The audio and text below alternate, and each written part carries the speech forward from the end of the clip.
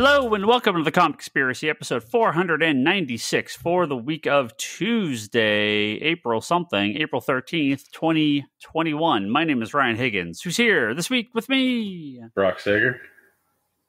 Kevin. Oh my God. And Charlie. Yep, Kevin. That is Kevin Sharp. Sure Howdy. Thing. It's 100% Kevin Sharp right there. How's it going? Please read my blog and my websites. And I my call book. imposter. And my books. That would be Toby for first time. Hit me up listeners. at Kevin Sharp on Twitter. We've got a light one this week, but that's okay. I'm sure we'll ramble nonsensically for an hour and change like we normally do. We got a couple news stories. It's a talent We're that we have. We're going to talk some Falcon Winter Soldier.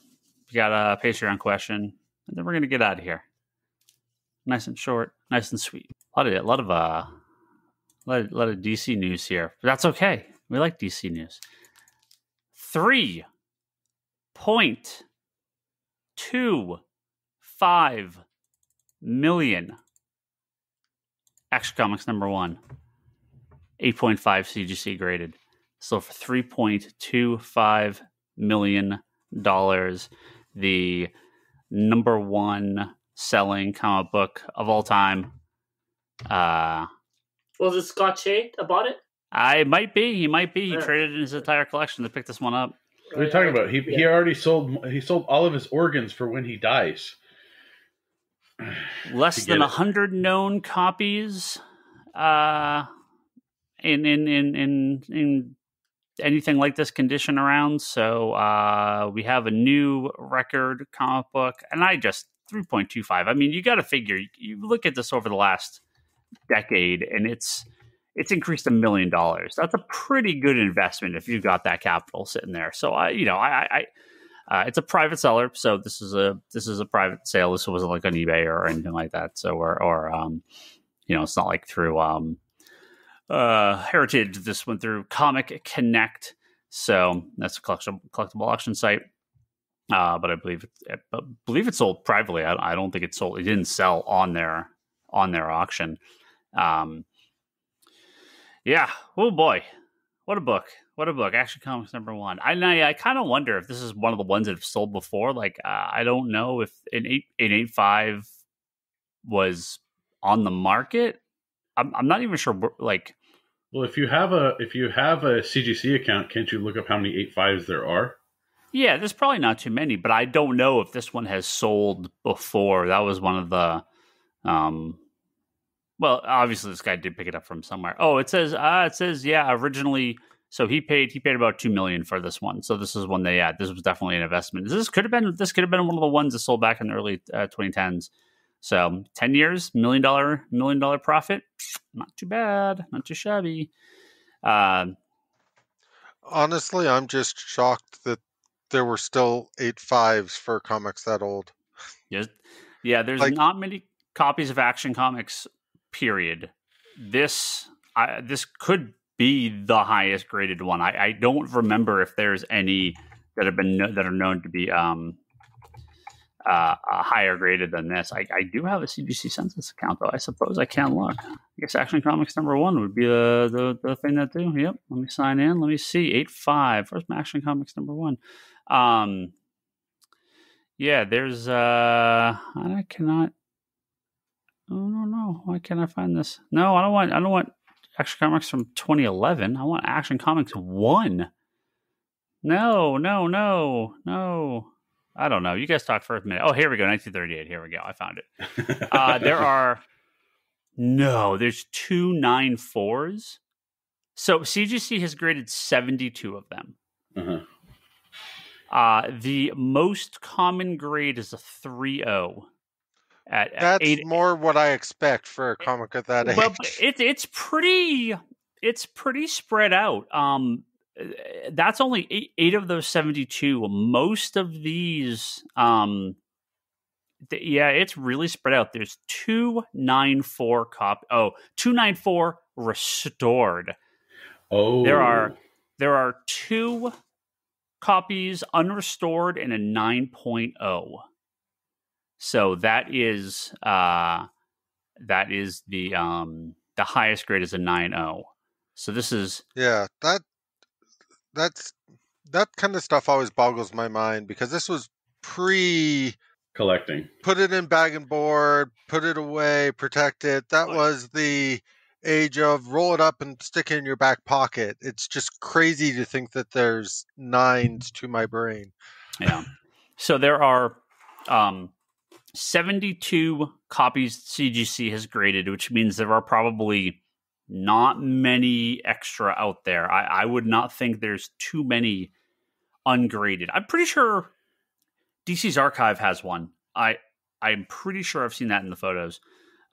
So there's probably a couple ungraded, but I would guess at this point the vast majority have been graded by CGC. 41 of them are universal, which means no restoration, no qualified, no signature, nothing weird on it. 30 of them are restored, and one is qualified. And I qualified is like I think qualified is when it has a signature on it, but it was not verified by CGC. I believe that's what qualified is. What's restore mean? Yeah, what does restore mean? Yeah, so did they use the ramen and put it into the holes and file it away, and then they put some epoxy on there, and then so restored can be color touch. So if you go in and you color stuff up, if you replace the staples, how the fuck do you color stuff up? People do that in comics all the time. Old comics are restored all the time. Like they have. Did they take the markers and go in and like paint the blues and reds on the cover? Yeah. Most restorations done on the cover. Seriously, with markers? I was joking. Well, yeah. I mean, people make them look as good as possible, right? I mean, there's tons of. I'm assuming it's the same way they restore like paintings and stuff in museums and that stuff. A lot of old comics are restored. That's why you want to get a lot of your stuff graded through CGC if you're selling it, because I know for a fact books that have come in through the store that have gone out to get CGC and they've been restored, or books that people have picked up places that were just the book on the shelf at another store and they got it graded, and sure enough it had restoration. So they'll like you can like replace covers. So if you find a good cover but it beat up inside, they'll take it apart. That would technically be a restoration if they could kind of prove it. Replacement of staples, like whitening, coloring stuff. I mean, they literally will you can fill in gaps through like paper restoration. Yeah. It's really common. So I looked up qualified for CGC, and that means that it has a significant defect that needs a specific description, or to note like you said, an signature. Authenticated signature. Yeah. I mean, yeah. So that's So all So a little bit more than 60% of them are non-restored or non-qualified. So that's good though. But two at a 0.5, which are pretty trashed. One copy to 1, 2 at a 1.5, 2 at a 1.8, and it's pretty consistent. I mean, all the 3.0s are universal, and that's about right. That's about what you're going to find most of these conditions in. But yeah, the two people with 9.4s, oh boy, I bet when they got those are both restored copies, they got those, I bet they were fuming. Because restored just is not worth the same. It's just not going to be as valuable. So how many 8.5s are there? Just one. So the one that sold was, okay. The one unrestored. So there are two better known copies. There are two 9.0 unrestored. So those are the big boys. Those are going to be pushing 4 million. 9.0 is a big number. Yeah. CGC baby. Get those high grade Superman comics if you got them. If you find an Action Comics laying around your house, go get it graded. It's going to be the reprint or restored. So. We talked about when people found one in their insulation. Did you guys hear about this story? Yeah, we talked about it a couple years ago. Yeah, and they there was a follow up to that where apparently got in some big fight about the book and tore, and they literally ripped it in half. Like they were fighting, literally pulling the book, fighting with it. Because they used to use a lot of paper in insulation in houses back in olden days. Yeah. And they would just shove newspapers in there, and I'm sure there's plenty of comic books stuffed in random old houses. So, yeah, very very That's crazy. like something. Very That's crazy like something stuff. you see in a movie where people are fighting over something and it just rips. Well, I'm just too busy going. They had the forethought and stuff to contact the news, get all this attention on, we found this very valuable thing, and then it's like, and then we ruined it before we had a chance to do anything. Greed, man. Maybe one of those like 0.5. Maybe that 0.5 is theirs. Maybe they got it graded just to say, look what you did. This would have been like a 6, and now it's a 0.5. You ripped it in half. Pleading Cool posted some article. I saw a link today about how they someone bought the corner of one page of Amazing Fantasy 15 for like $17. It was like a corner, like literally like a corner, like a square of a page. The corner of one page from Amazing Fantasy 15 for $17. That's very funny. So you're telling me we can piece out the comics now?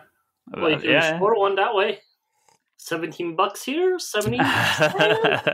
Eventually, I got $1 million comic. I was about to say, I'm just too busy going.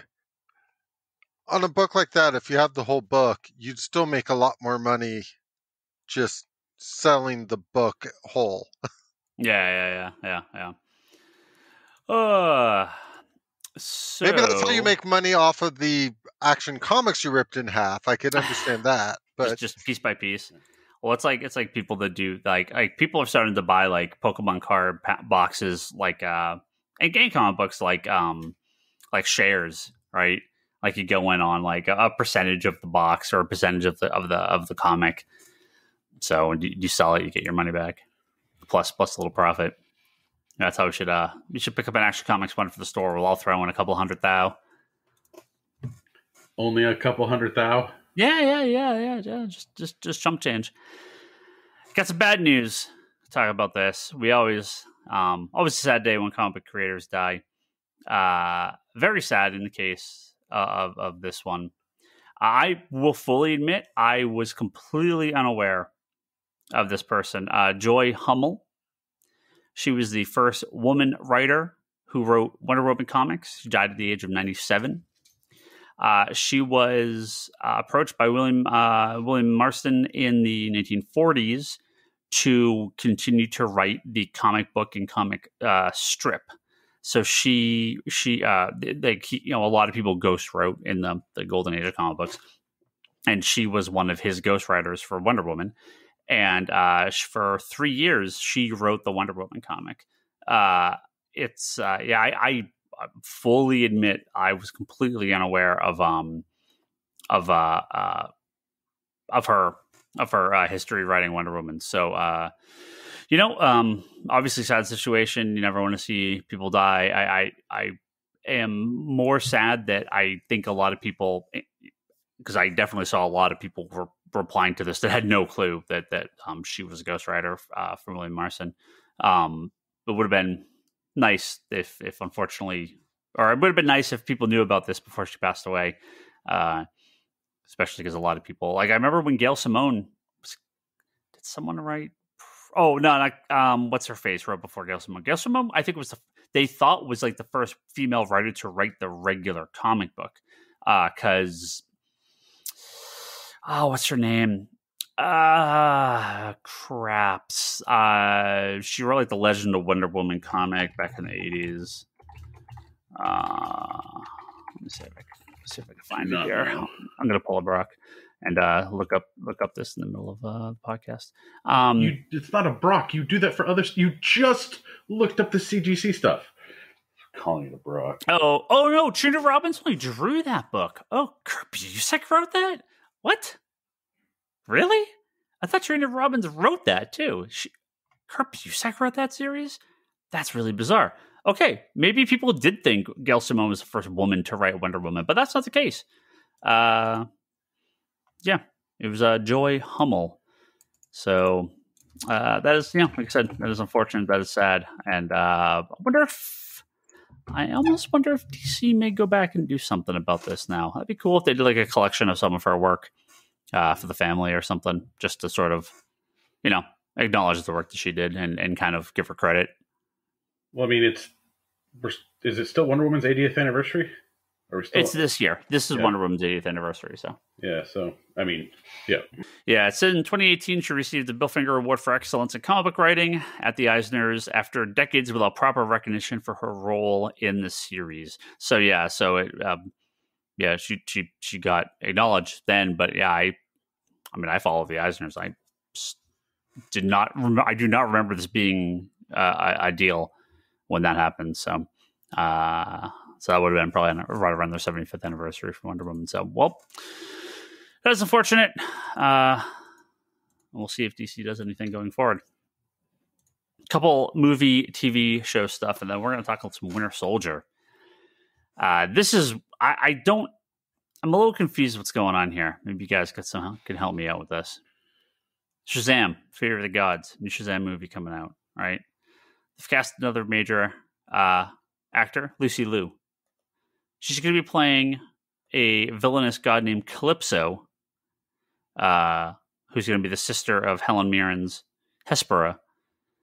It's not a real character, not a comic book character. This is a character made up for the movie.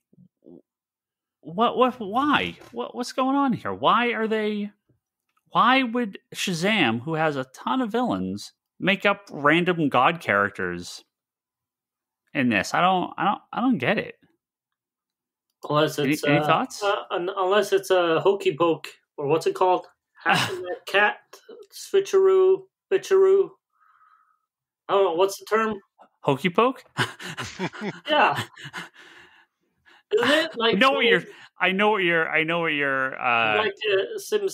saying. I don't know. Like when you put the marble into the hat and then you go, whoopsie, no marble.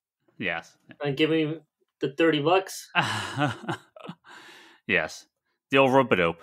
Yeah. Is that what it's called? No.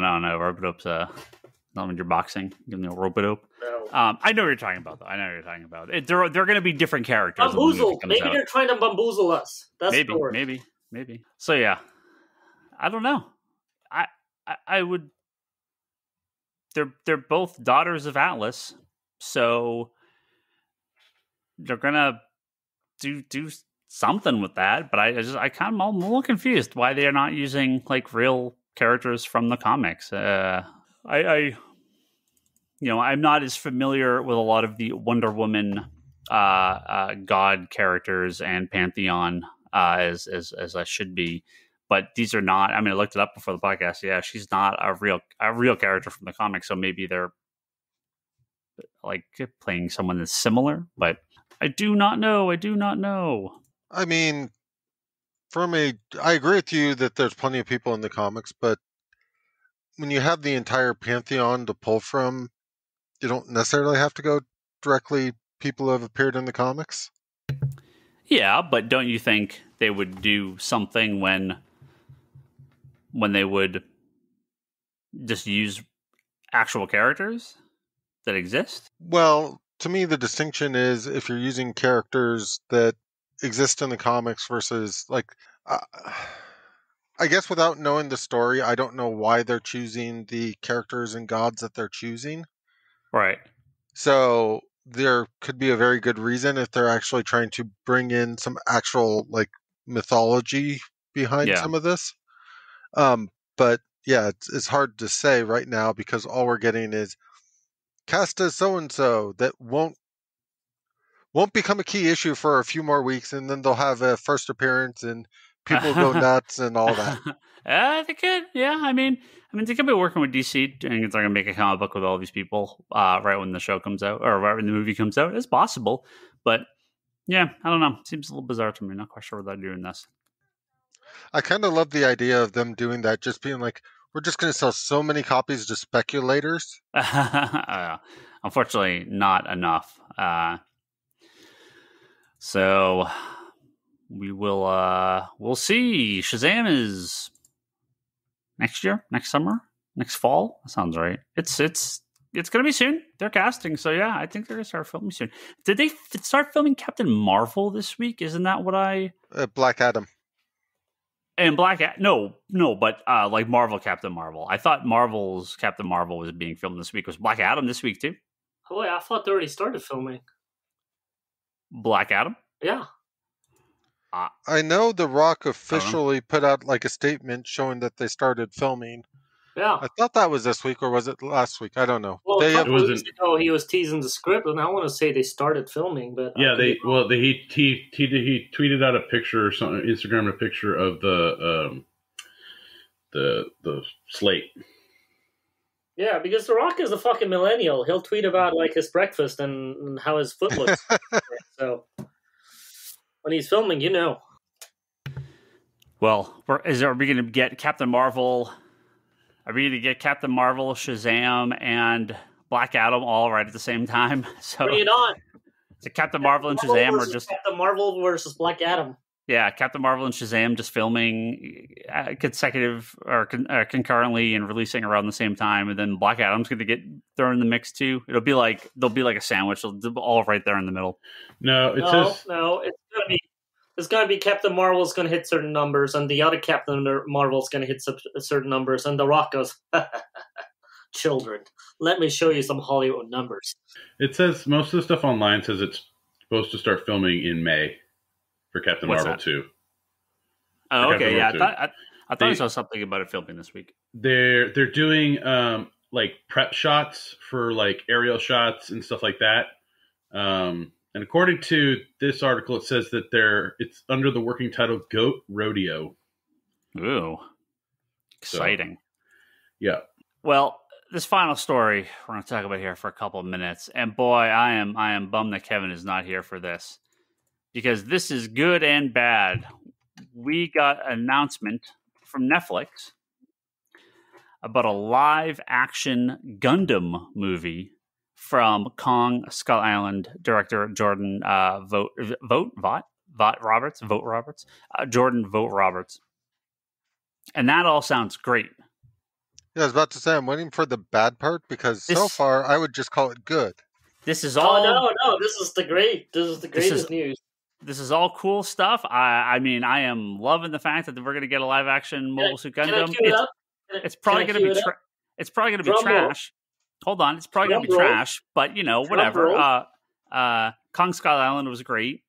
I don't know. I assume a Gundam movie made in America will completely miss the point of Gundam, as this was pointed out regularly by people online. Don't be such a Debbie Downer, Ryan, but get to the point. Drum roll. The point is, who is doing the screenplay but Brian K. Vaughan of Saga and Y the Last Man fame. So, Kevin Sharp, let's reset the clock on Saga coming back.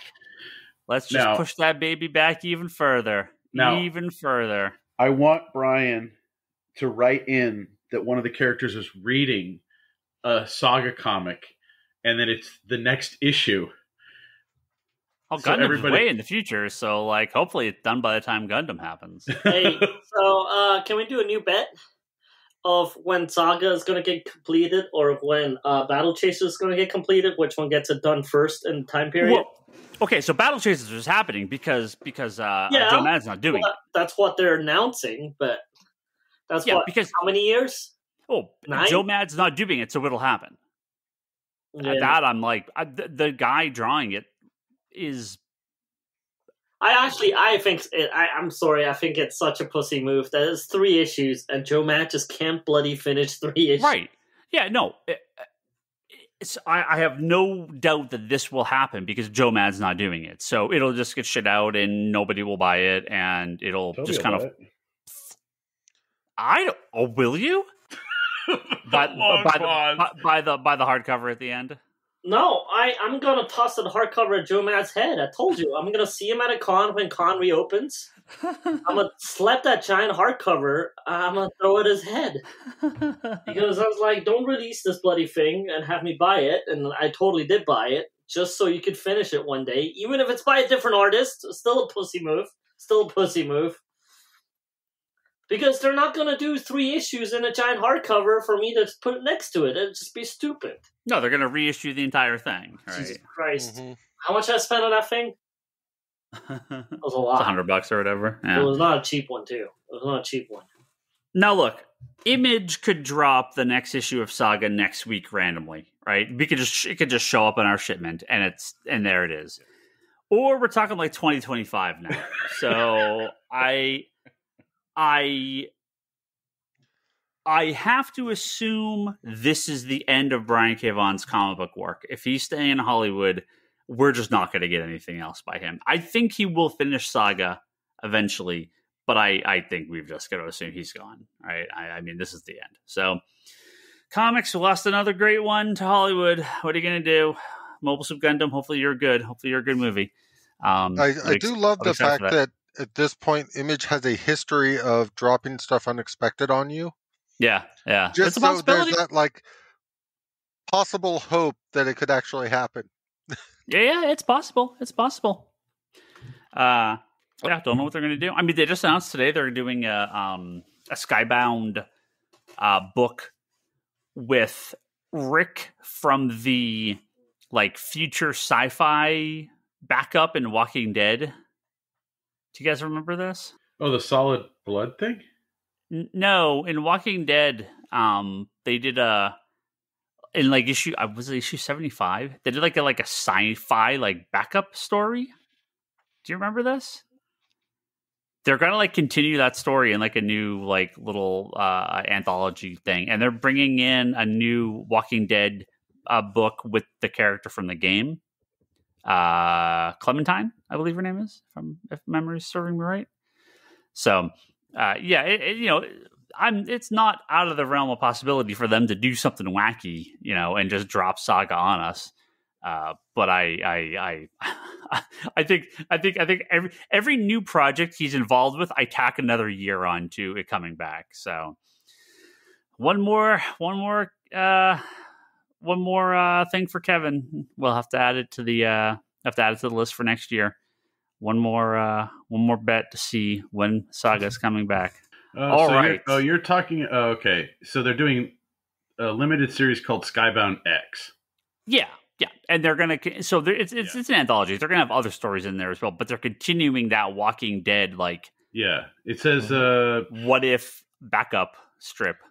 Well, wasn't that the one where he was basically making fun of the original pitch that he had to do for The Walking Dead? I think so. Yeah. Yeah, because they called it Rick Grimes 2000. Mm-hmm. Yeah, it's like the cover for the new one. He's got like a lightsaber, and he's just like not a lightsaber, but like a lightsaber, he's covered in blood. Covered in blood. Yeah. Pretty funny. Almost looks like he's wearing the Invincible like. Yeah, he looks like a superhero. Yeah. With like a lightsaber. Yeah, it's pretty funny. So yeah, that's clever. I like that solid whatever thing that they did was really cool. His like alternate reality comic book. Yeah, something like that was really cool. Yeah, that was part of crossover. The what's his face? Donny Cates book. So that was that little crossover. See what else they do in that series. I like that. Something big is supposed to happen in 6. I don't know what, but I'd be down if maybe crossover will become the official Image United continuation, and they'll actually put out what they do 1 and 2. I think so. They didn't do 3, did they? No, I don't think. Let me look it up. I think they did the first 2, if memory serves me correctly. Well, we will move on after this. I got a question, then we're going to do some Falcon and Winter Soldier talk. Hold on. The Wikipedia entry is the best. Image United is an incomplete comic book limited series. Let's see. How many issues came? It was supposed to be, I believe, 6. I believe it was supposed to be 6. Yeah. I think only 2 came out. Yeah, that sounds about right. First issue, second, yeah. I think only 2 came out. It's I kind of wish DC would let. Well, I mean, maybe Jimmy could just outside of DC. Maybe not, but I would like to see Jim Lee do something with Image, like for a big anniversary. That'd be cool. What's the next year 30th anniversary? Is it 92? Images 92. That sounds right. So 30 years next year. I wonder if maybe they'll do something. Cool. I know in May of 2019, Rob Liefeld said he was determined to finish Image United. So they might. I mean, I could see them bringing it back to the 30th anniversary and finishing it off, and maybe bringing in Jim Lee to do something. Well, but later he said that the series is unfinished and officially dead. Oh, okay. Well, there you go. Still, we'll see what happens. Man, I mean, Image United, dead on arrival. We got a couple Patreon questions here. We're going to do these, and then we're going to talk some Falcon and Winter Soldier and get out of here.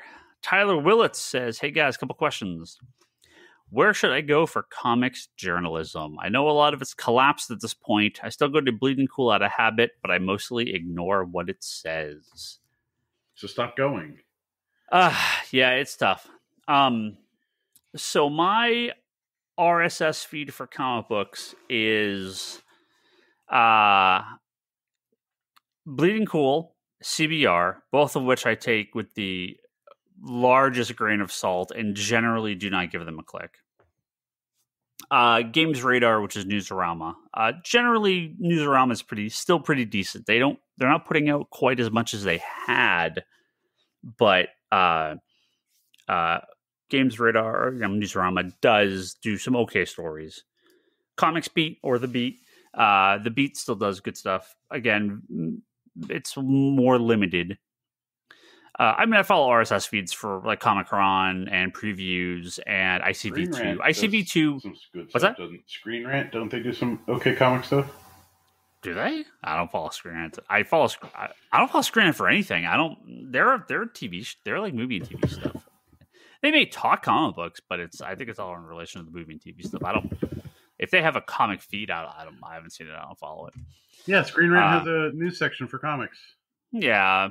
I mean, it's just the same nonsense, I'm sure. But I'll look into it. But yeah, Screen Rant's okay.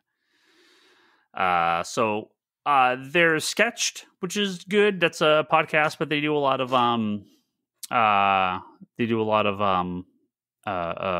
like long form content that's behind a paywall. Twitter. All the creators' accounts on Twitter. That's my news source. The solicitations. All the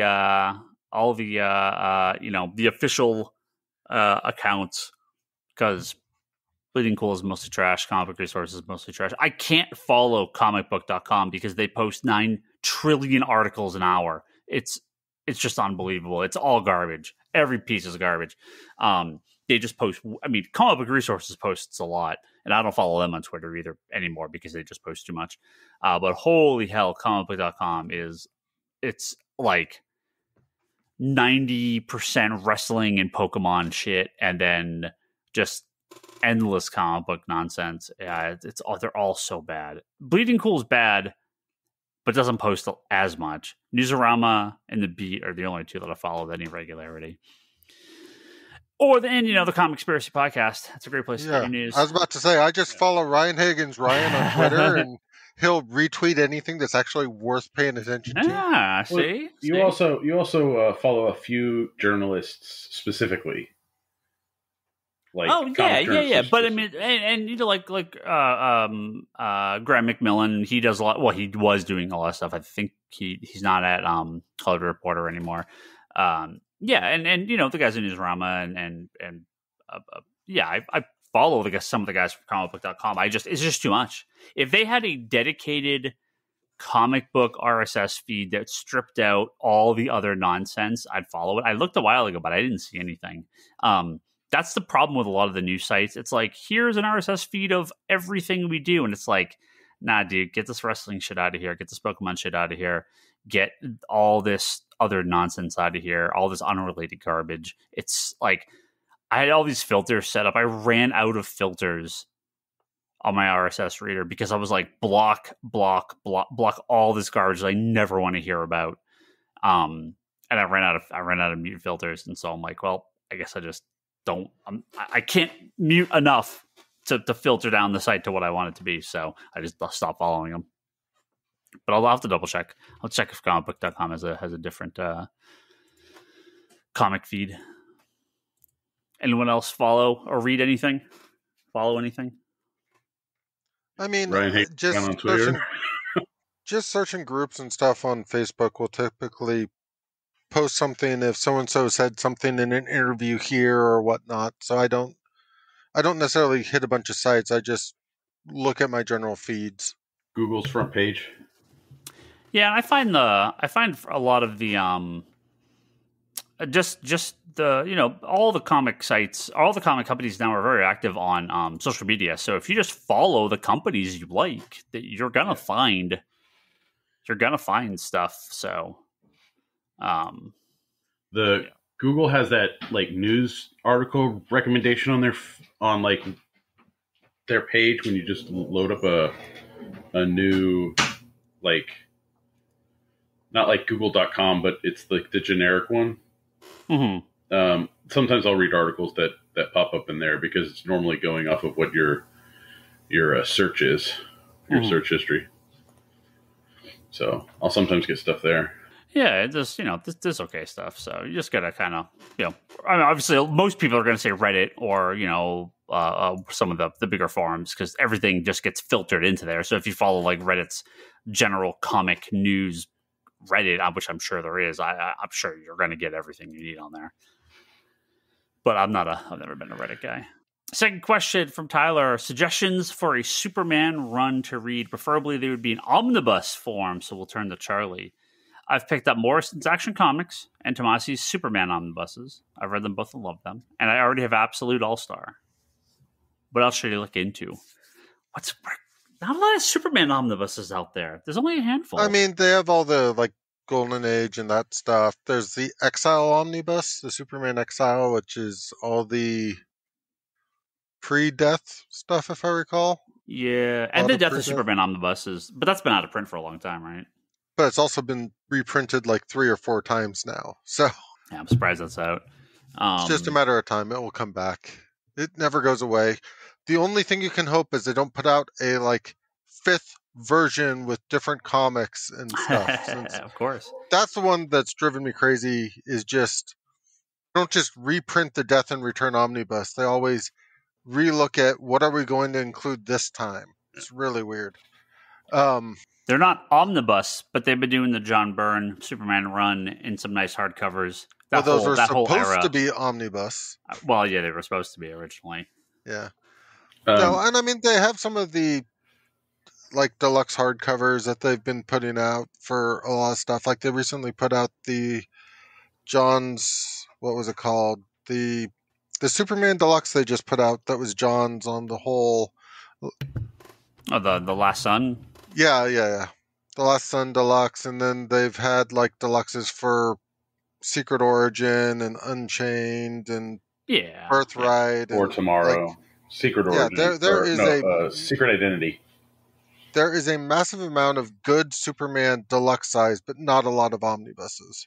Yeah. Now, I would recommend to Tyler, if he wants to follow the Grant Morrison Superman stuff, Den of Geek back in April of 2016 did a reconfigured reading order for Grant Morrison Superman stories that I actually read that article, and it's actually a legit reading order for like All-Star and JLA and all that stuff. So if you look up the Grant Morrison Superman was it Superman reading order, and it's an article on Den of Geek, that would be what you should check out. It's got like multiversity in there too, which Ryan loves. Den of Geek does some good stuff. One of my friends, that's another one that I should have had on there. That one of my friends writes for them. Is his name Jim Dandy? It is Jim Dandy. This is an article by Jim Dandy. Yeah, Jim Dandy. Yep. I'm going to be in their magazine. Did an interview with them a few days ago. They have like a physical magazine? Yeah. Are you going to order it for the shop? I legitimately don't even know how you get it. I don't think it's something we can order. I got to actually look into it. I've never seen it. I think it just goes to like subscribers, like newsstands. I think I don't actually. You can send Toby to Fry's. Oh wait. Oh yeah. I actually don't know where it goes. It's not like I've ever seen it in previews or something that they've. Yeah. Let's see. Yeah, I'm not sure where it actually goes. But other Superman books, God, yeah. I mean, you've got the Morrison stuff, you got Tomasi, you've got All Star. That's the best of like the current stuff. It is bugging the hell out of me that we don't have a Jeff Johns. I mean, I guess it wouldn't be a full omnibus, but it could be. Well, maybe if they put in like Legion of Three Worlds or something. I would like to see all his Superman stuff collected. Oh, they could maybe do his run with Secret Origin. That might be enough for a small omnibus. Yeah, pick up those Byrne and those Adventures of Superman hardcovers. That's all the 80s stuff, and that's all the post-crisis work, and those are really good. There's I want to say 2 each out right now. Maybe a third has come out for Adventure.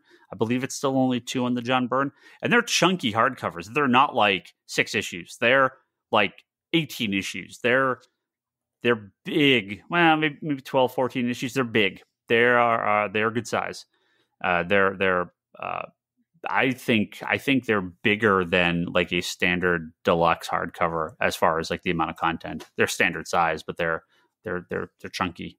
So I found out how you get it. How do you get Deno Geek? Yeah, it's a free quarterly magazine, but they only have a limited window of subscriptions that they take. Oh, okay. Yes, I didn't think it was something you could order. I've never seen it like something you could buy. So well, that's cool. Get a hold of Jim, man. Yeah, I think they're gonna get us some copies. I think they're gonna send it.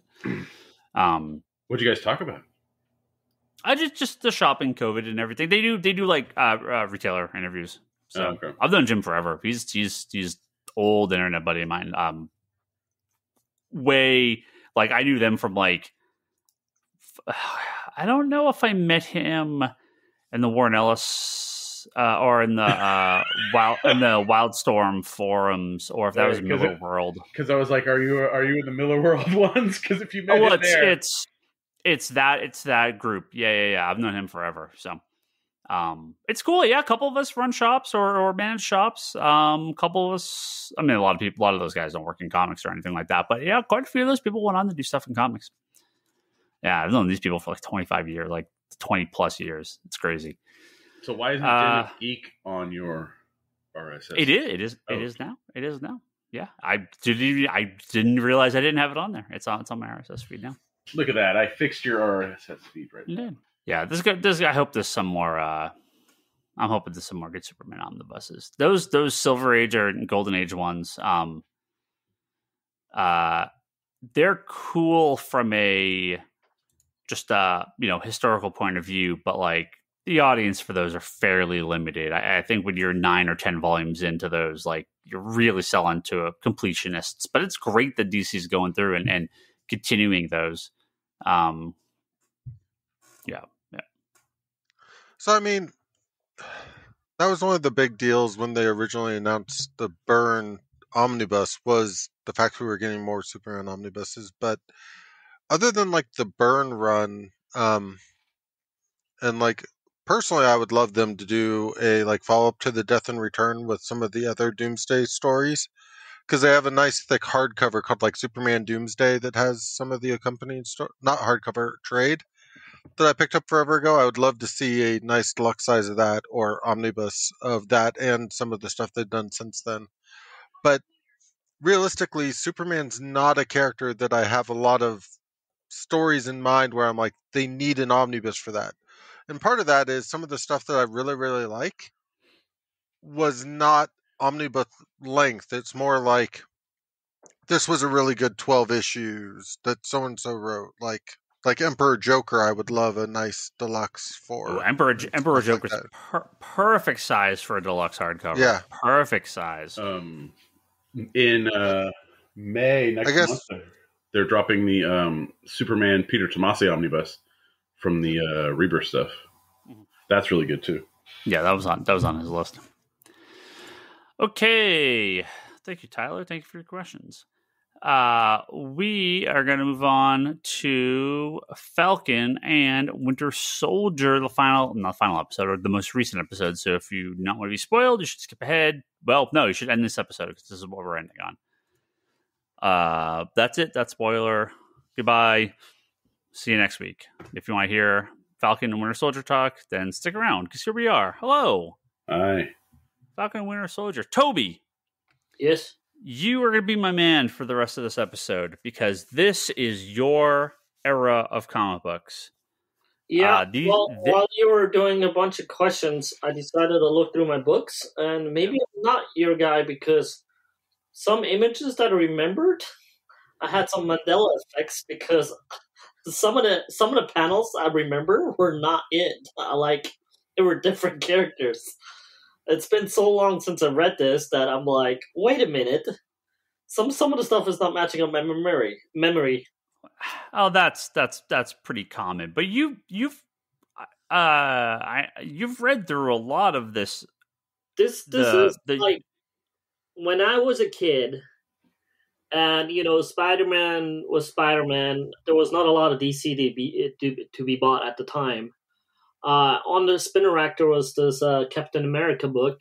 And it had like all the Marvel characters, when they had the like anniversary things where it had all the characters around the border, which I thought was really cool. And that was like I just bought it and jumped right into the story, and it was like Cap coming out of the water, and he was in the black costume, and I was like, wait, this is different. This is not the one that's on the cover. And he was the main character, and it was going into like how. He got replaced, and he basically, was doing his thing while the government picked another Captain America. And this is exactly what Winter Soldier and Falcon is doing. Like, they're adapting all the stories I loved as a kid. It's like all the Grunwald stuff. I mean, if Diamondback shows up in the next episode, I'll be fucking floored. But it's all the basically.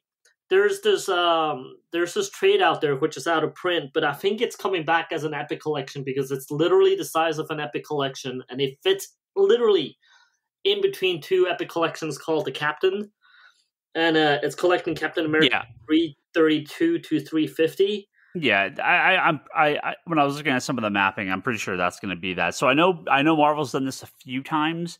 They did the Absolute Carnage. Basically they just did that straight as like an absolute because it's roughly the same size and it's the same content. So yeah, I'm pretty sure that Captain trade's going to come out. Some of those pre-epic collections will come out just straight as an epic collection.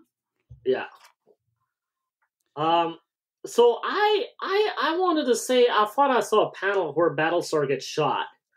For some reason, because of that, and because of what? Oh, can we talk about? Yeah, full spoilers. Yeah. Okay, because of that, and because of what happened in the show, I actually thought maybe he was killed in comics, and then I sort of remember Captain America, as in John Walker losing his shit and beating someone almost to death, which was very, very similar to what happened in the show, and I somewhat remember that. So when it happened in the show, I was like, "Holy shit! They're going for this. This is nuts!" Like he doesn't die in the comic, though, correct? No, because he sticks around all the way till Civil War. Yeah, he's still around. Yeah, yeah, and also he joined Silver Sable's was a Wild Pack for a while after the Greenwald run. Yeah, but that when that scene happened at the very end, when he like lifts his shield up, and then you like beats the fuck out of that guy, and then that. So it was actually that shot of him with like the bloody shield with the. I mean, I just gotta call him U.S. Agent because John Walker or whatever, just U.S. Agent because we know where this is going. Leanne was like, "That's gonna be from a comic book, right?" And I'm like, "Yeah." I go, "That is from a comic book." That shot. I was like, "I don't know what issue number, but the shot with him, actually, I don't remember that." But so it's where he's got the shield over his head, and he's like, I think it's who's in the panel with him? Let me look real quick. That shot with him with like the bloody shield. That's not. I don't. Okay, no, that's what I meant. Yeah, no, it's the shot with him. I don't have the issue number in front of me here, but I'm grabbing the cover. He's with another character. He's not with because I remember John Walker beating the shit out of someone right after Battlestar got shot, and I was like, wow. Yeah. But that's the scene, I think. But I don't. But it's not. But it's not. What's his face? He doesn't have like the bloody shield and all that stuff. Man, I cannot find it. Yeah, I'll I'm like, while people are talking. As we're talking, I'm also frantically going going through all my. I'll find the penalty. I can't remember who he's with.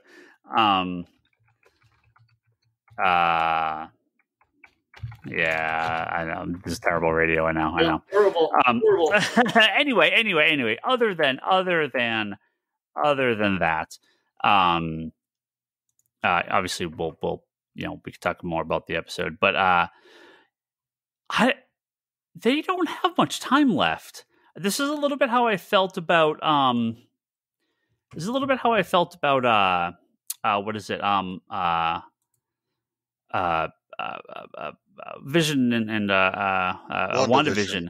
I'm just like, you guys got a lot of effing plots to still go through here, and you are far from the end. I am a little bit worried that they're just going to kind of end, and we're going to get just a lot of this stuff left off, a lot of these plots just sort of left off and done in some other movie or something. I am not sure that I knew U.S. Agent was going to be almost like the focus of this show, which it seems like that's sort of what's happened.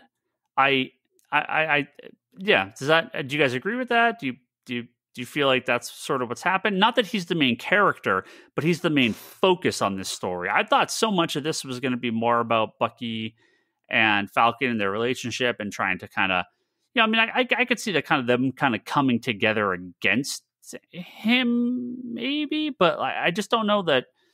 I don't know that Falcon walks away at the end with the shield in the outfit. Like, I thought that's where this was going. I don't see how they get there in these next two episodes. Oh, I still I was just going to establish that John lost his shit.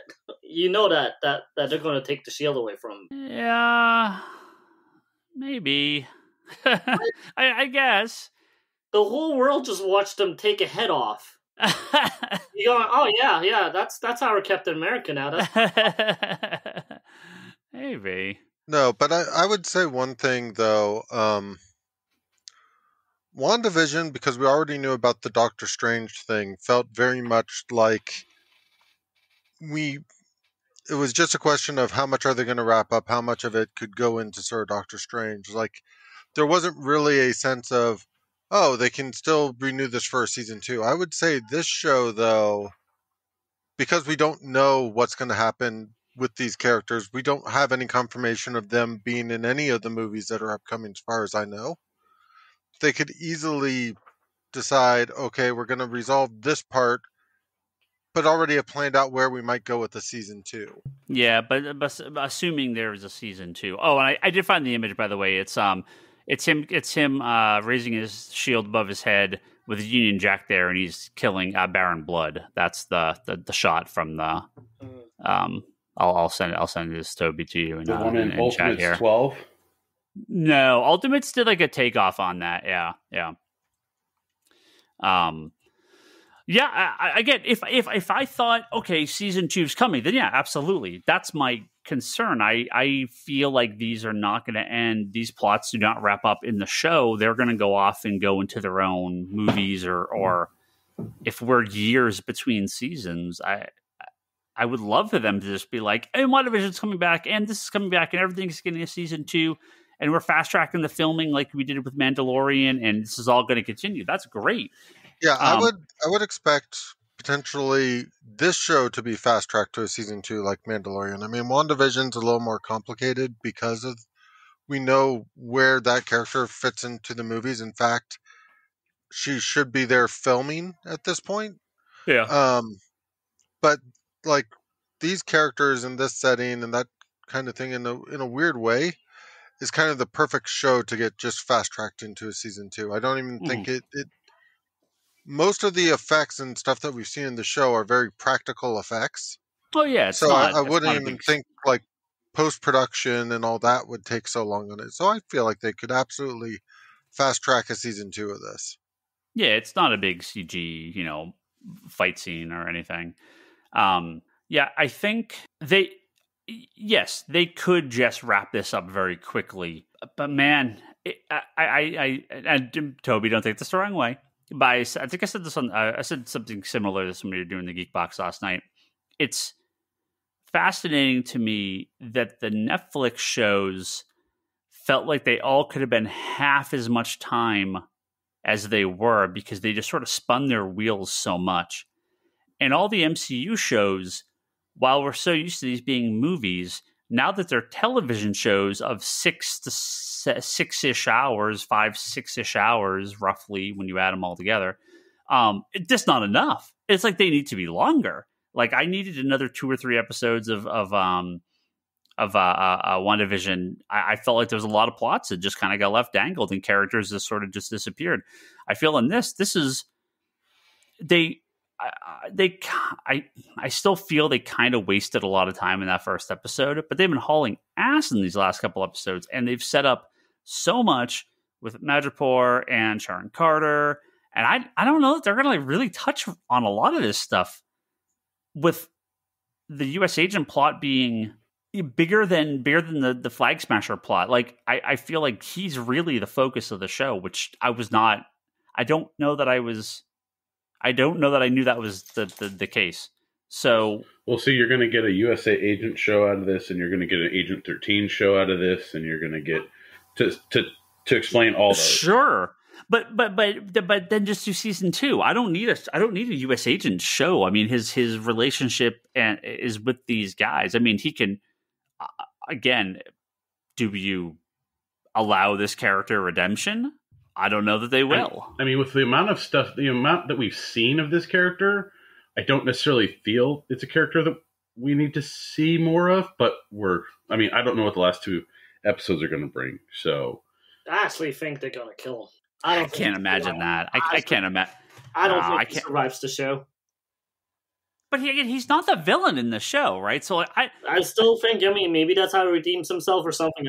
Something tells me he doesn't survive the show.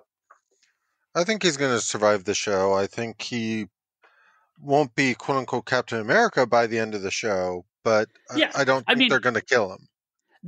The plot here, based on the reality of the world we live in, is more than half the people are going to be like, yes, he did the right thing. He did a good job.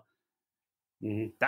This is what Captain America should be doing, right? I mean, I would if every character turns against him in the next 2 episodes, I actually find that very unbelievable. I don't think necessarily the public is going to turn against him, but it's absolutely clear that like there's no way Bucky and Falcon are going to let him keep the shield. No. Like the shield is going to be removed in the next 2 episodes. Sure, but that's not their say, right? Isn't that the whole point of this? Like Falcon fucked himself, so I don't know. I don't know what the hell it's fascinating to see how they're going to get out of this, but I just don't know what they.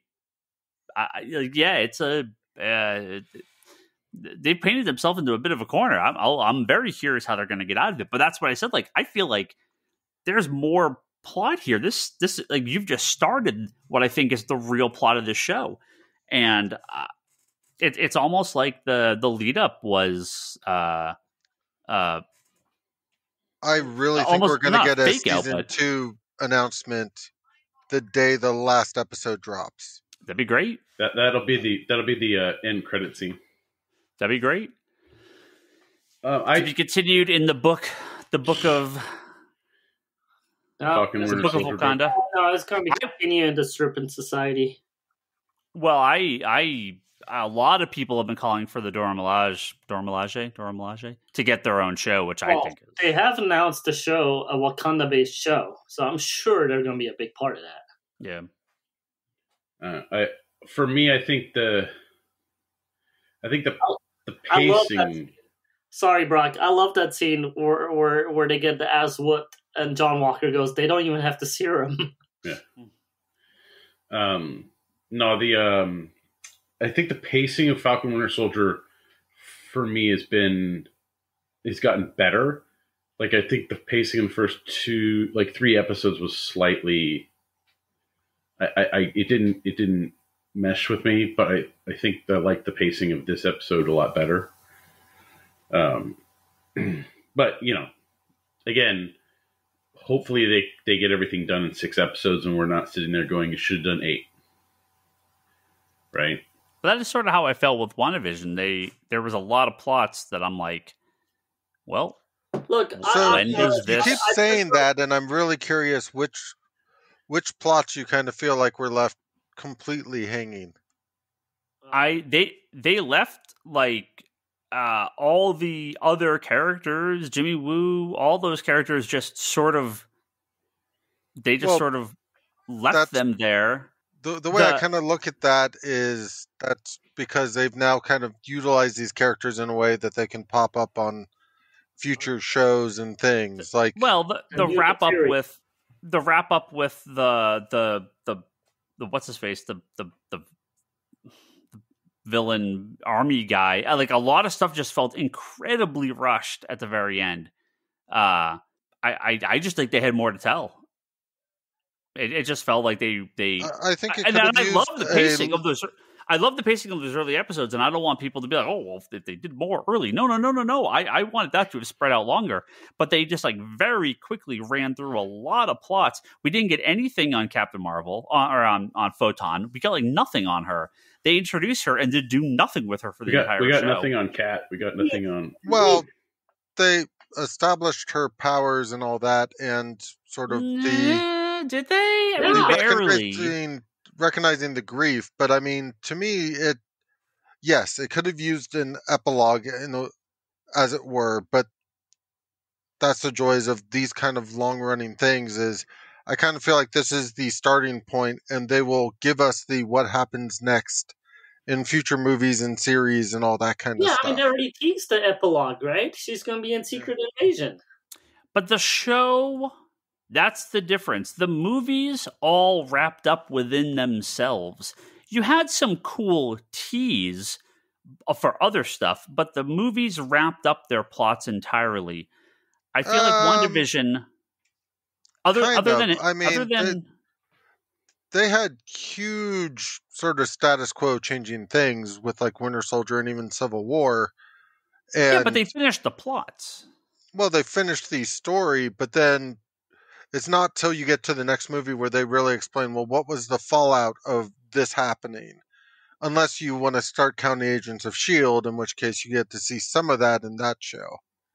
Yeah, even just the ones that I don't know.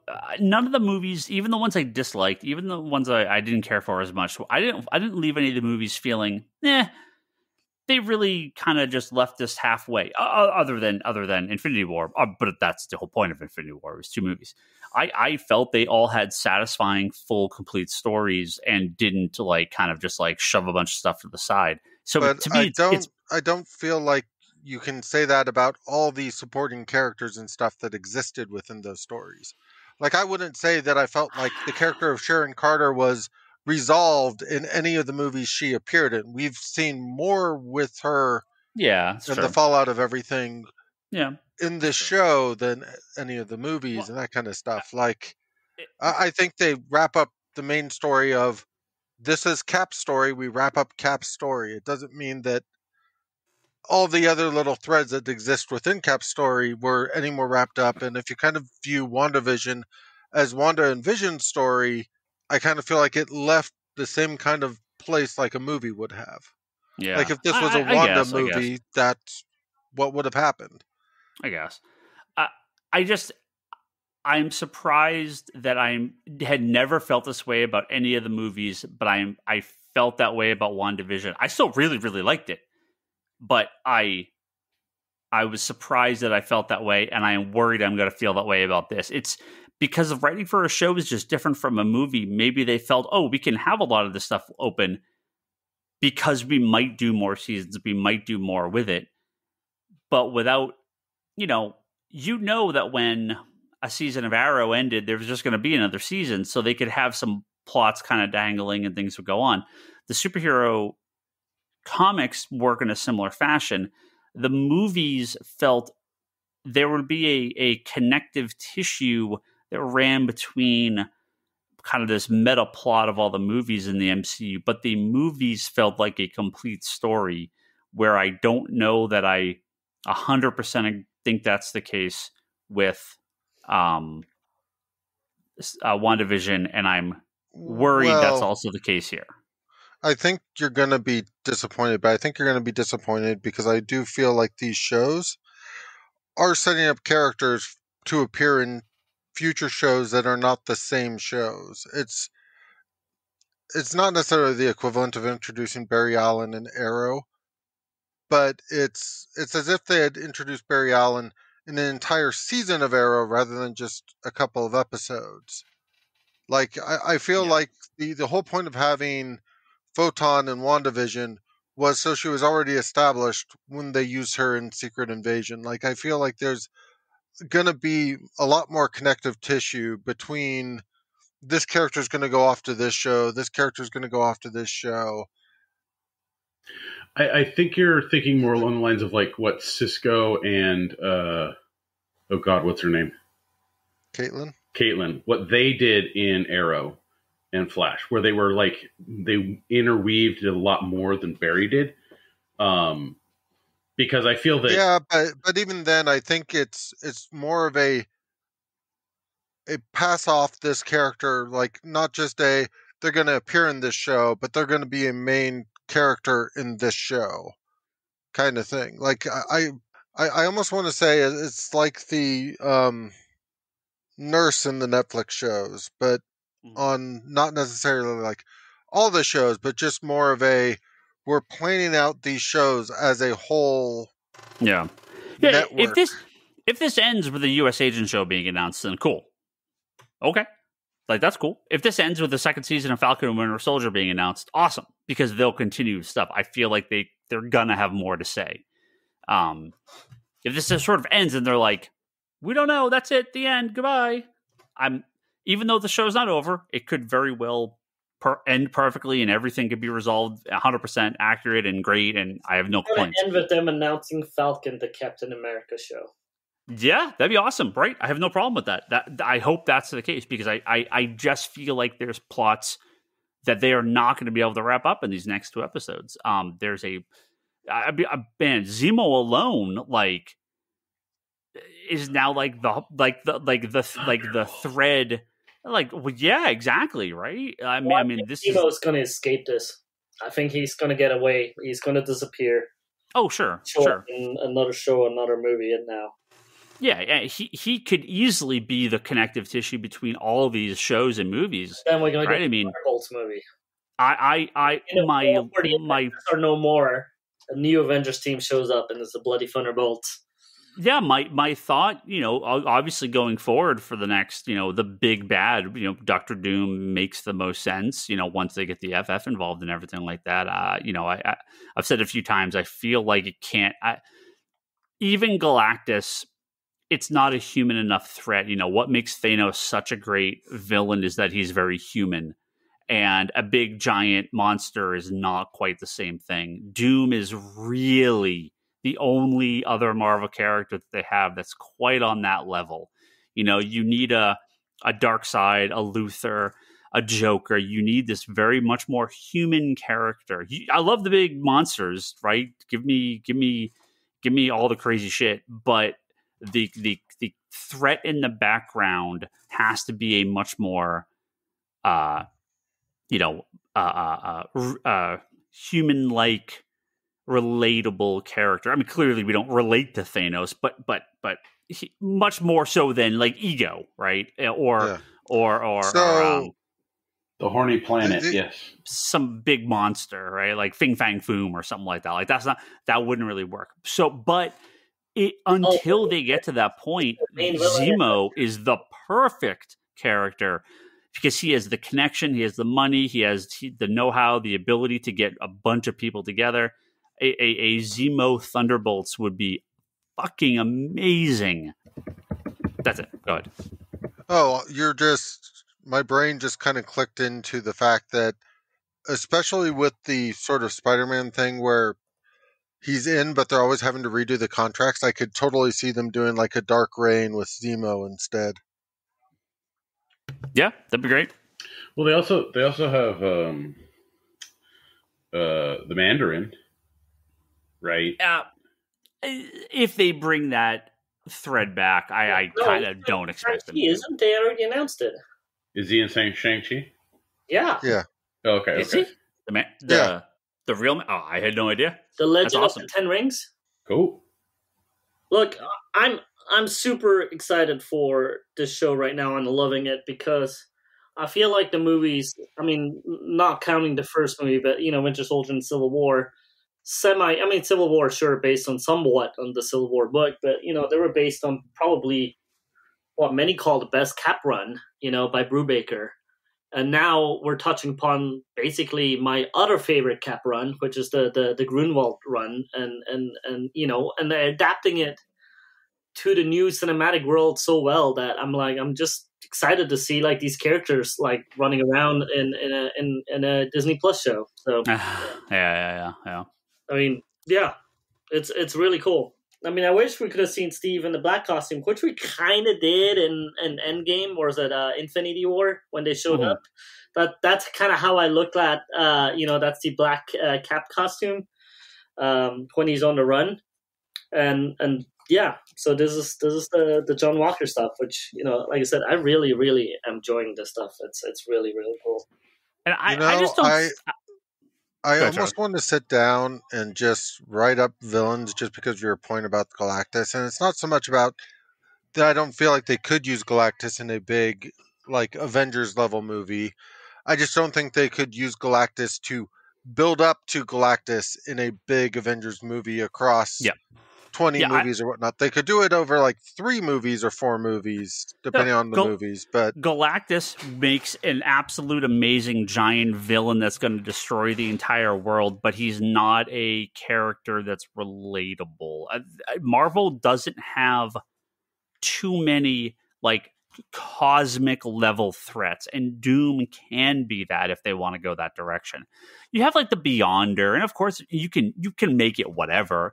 But if you're going to really go based on the comics, after Doom and Thanos, I think there's a big drop. I don't think that there's a lot of other villains. And I think it's similar in DC, right? I think after Darkseid and Luthor, you don't have a lot of options. Joker, like Ra's al Ghul, I guess would work maybe for a more Batman-centric thing, but I'm not sure if that would work for like an entire DC Universe line. Reverse Flash. I mean, there's characters they could use, but I feel like Luthor and Darkseid, Doom and Thanos, those are really the 4 guys that make the most sense. They have enough backstory. They are human or human-like enough to relate to.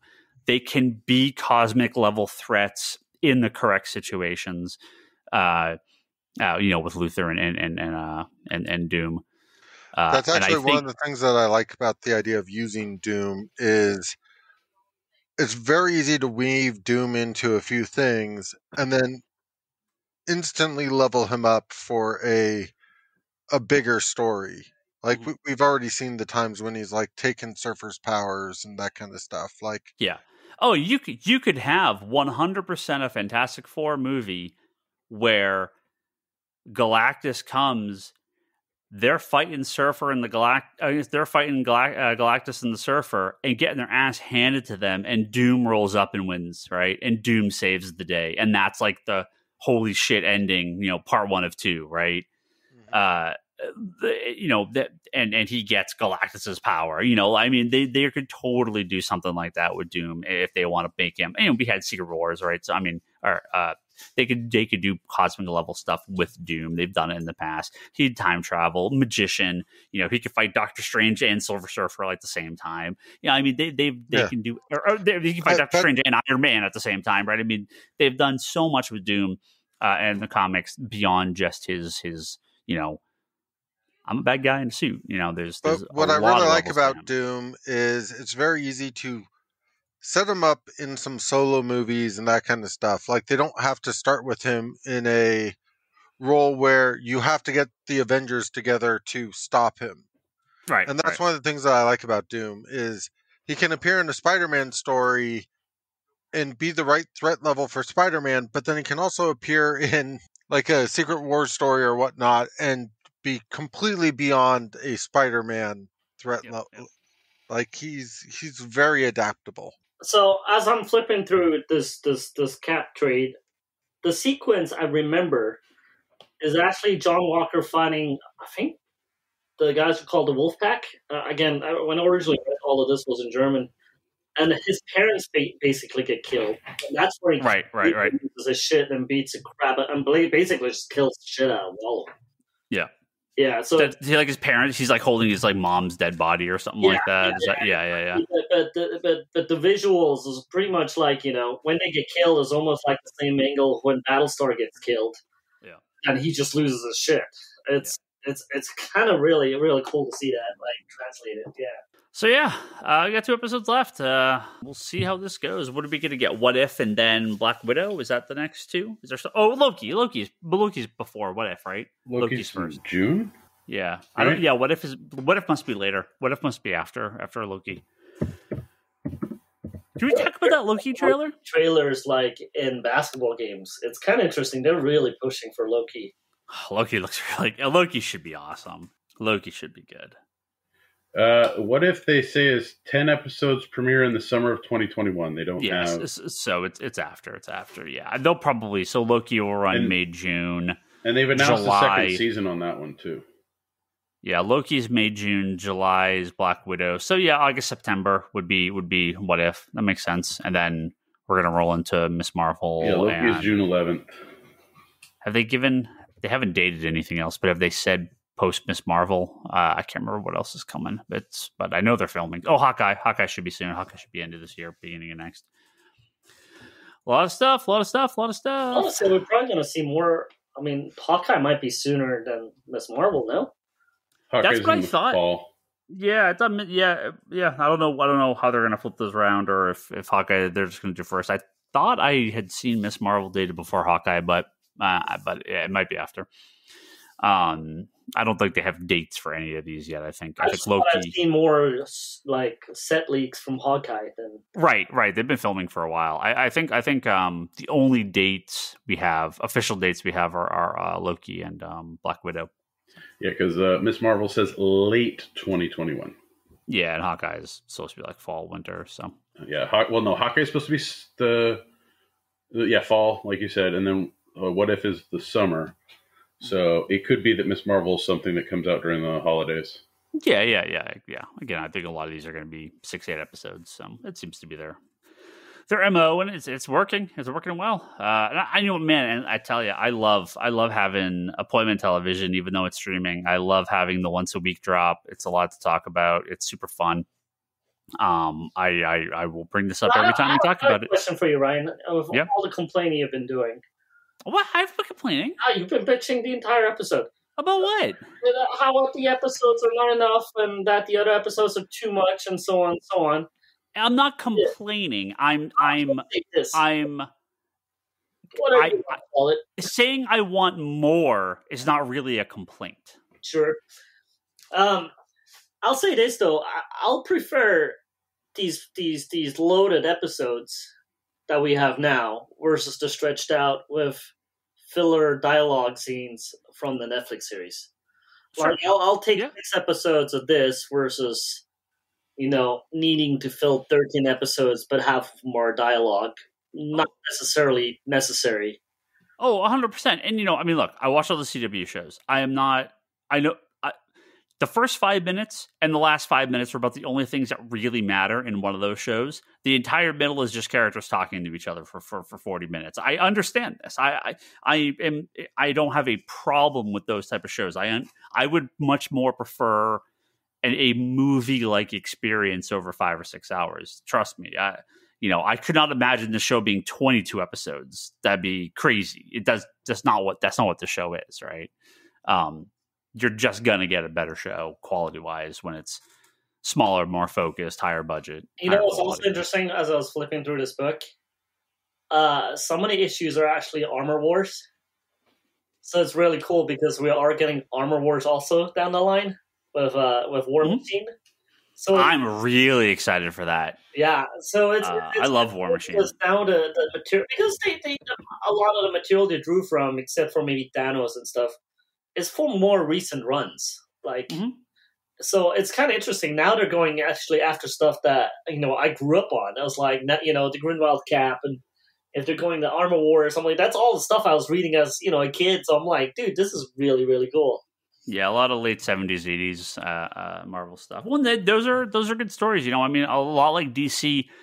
The origins in the 60s and 70s are great, but the 80s, 90s, and the 80s and modern is when like the more serious stories, the longer story arcs, the crossovers, the events started to happen. So you get stories that are, they're not just kind of one and done. Spider-Man had ongoing plots, but really each issue was kind of its own thing, right? Not as bad as like Superman and Batman were even into the 70s, but they were more. There was more ongoing plot threads in these titles, but a lot of the issues were kind of standalone.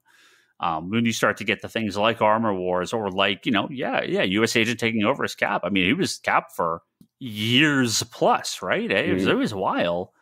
It was a long run. So, yeah.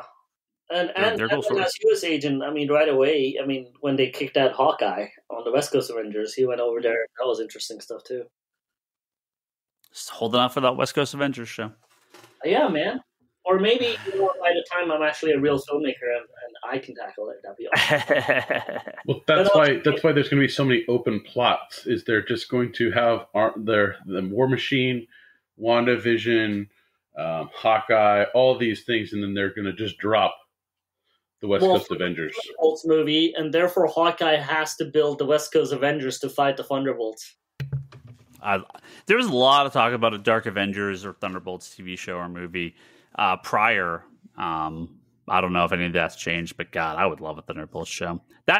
We would know the twist coming, but that final episode or that final scene of the first episode, all the normies going, "Oh, this new Thunderbolts movie, this new Marvel property," and all of us will be like, "Dude, holy shit! It's Zemo, they're doing it." This is like when they had all the trailers for Spider-Man Far From Home, and they're like, "Oh, Mysterio, is he actually a villain?" It's like, yeah, fucking of course. He's a Mysterio. Like, what do you think is going to happen? But I was talking to someone, Leanne was talking to someone, I think it was someone in her class, and we're talking about Game of Thrones, the Red Wedding, and just the reaction between the people who had read the book and knew what was coming and the people watching the show for the first time, and just how people lost their fucking minds when that happened. Thunderbolts might not be quite on the same level, but a similar reaction of, and they have to do it at the end of the first episode. That's Thunderbolts, right? It's that first issue reveal is what made that series so incredible. How many villains could they actually use? Like, they could do 5 or 6. I mean, it may be different characters. I'm not sure that they would use the same characters from the show, from the comic, because come on. If you use Michael B. Jordan, if he survived the fall, and you could even use a different mask and stuff, have a different actor playing it, but at the end of a movie, he's like one of the characters. Yeah, it would have to be existing characters to make that make sense, to make that work. Yeah. So. But they kill a bunch of them. Like, who else is around? They've killed a lot of them. That's my issue. Like, if they did Thunderbolts, so we got Zemo. Yeah, we got. Michael B. Jordan would be great, right? Yeah. They could bring him in. Normal if they get those two, man. Iron Man. I don't really see any of those guys maybe Whiplash if they wanted to. But I feel like he might be kind of a weird choice. Yeah. They have Bullseye back. Yeah, but I mean, I would like to make Thunderbolts work. It would have to be villains that were already introduced. Yep. Yeah, it has to really know who they are. Yeah. And again, I'm okay bringing characters back from the dead if they want to make an excuse for it. If they get approval, they 100% should bring Vulture in. If they bring in Michael Keaton, that'd be amazing. Well, he's not dead. Right, but if they can bring him in, right? That'd be the main problem there would be all the idea of like the Sinister Six. Yeah. Well, because there's been a ton of different iterations of the team. So that's but almost nobody that's actually on the Thunderbolts, the real Thunderbolts team, none of those characters are in the Beatles. Not well, they've had Songbird. Black Widow's been on it. Ant-Man's been on it. Yeah, but that's not the point, though. The point is to have established villains that you already know. Yeah. That's the whole Thunderbolts point, right? Right. Not for them. Right. So you go through the entire first episode with all these brand new heroes, and the reveal at the end of the first episode is, holy shit, these are actually all these villains that you already know. It doesn't work if it's here's Beetle. It's like, who the fuck is Beetle? The Beetle's not a person. But if it's oh fuck, it's Ironmonger. Okay, that's something we know. That's a villain that's a villain we've seen, right? Or if it's I mean, Cap doesn't really have a good one because it's for Winter Soldier, and Cap doesn't really work. Well, who's that parkour guy that he keeps fighting? I forgot his name. The guy he fought on the boat. Crossbones? Crossbones? Oh, no, you're talking the Leaper. The Leaper, yeah. Yeah, the Leaper could be cool. Crossbones could be cool. I could see that. Either one of those would be once okay. Black Widow drops, we have Taskmaster. I was going to say either Taskmaster or if they want to... I don't know what they're doing with Yolanda. Yolanda? Is that her name? Yelena. Yelena, sorry. I don't know if they're going to keep her as like a good guy or what the deal with her is, obviously. But Songbird if she is a bad guy. Well, sure, right. So she'd be perfect if they quote unquote kill her at the end of the movie and she pops back up in Thunderbolts. I'm sure there's probably someone like super obvious that we're missing. You know who they're going to introduce in the Thunderbolts, right? But that'd be such a good idea. And of course, Zemo leads it, right? I mean, the whole idea is that Zemo leads the team. And that'd be amazing. So, but you know who they introduce in Thunderbolts, more right? Euro dancing. Love it. Jesus. That's you know who they introduced, though? Who? Big character.